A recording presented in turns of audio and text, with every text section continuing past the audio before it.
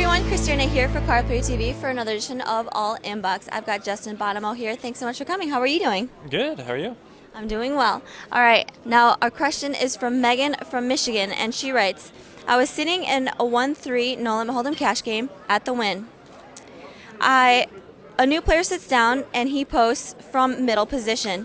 He asks what the maximum is and sits down with $500. He checks his option and I look down at pocket aces and I raise to 13. He just calls.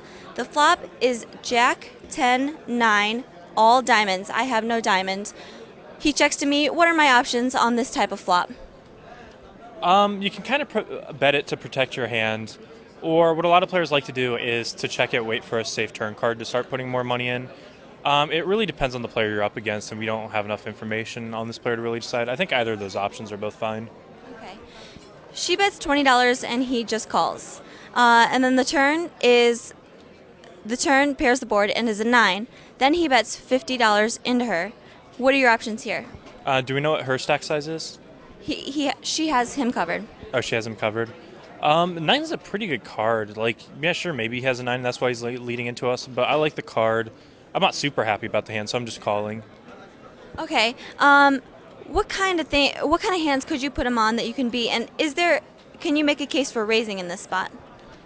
No, the board's just like terrible for us. Like, it was a good turn card, but the flop was just miserable. I'd really have to know who I was up against before I wanted to raise that. Like, he could have flopped a monster and be playing it really weird. He could have like filled up on the turn, or maybe just turned trip 9s or something. Like, he definitely has a wide range, and we're ahead of a lot of the hands, but he still has a lot of hands that beat us. Can you ever just fold your hand here? No, I don't think so. I think 9's like a really good card for us. Okay.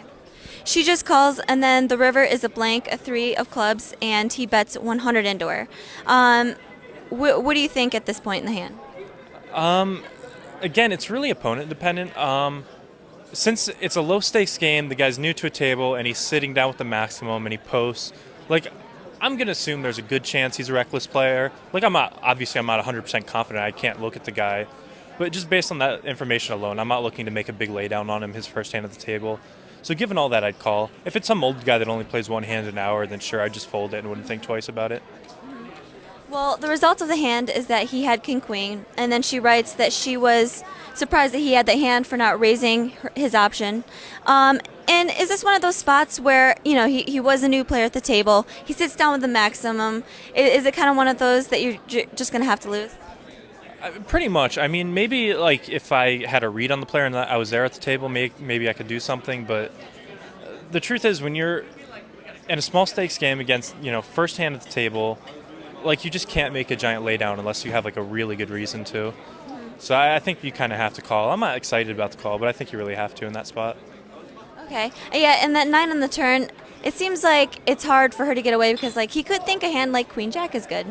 Or I'm sorry, Jack 10 is good. Right, yeah. Okay, well, thank you so much, Justin. No problem. Christina with Justin Bonomo for Card 3 TV.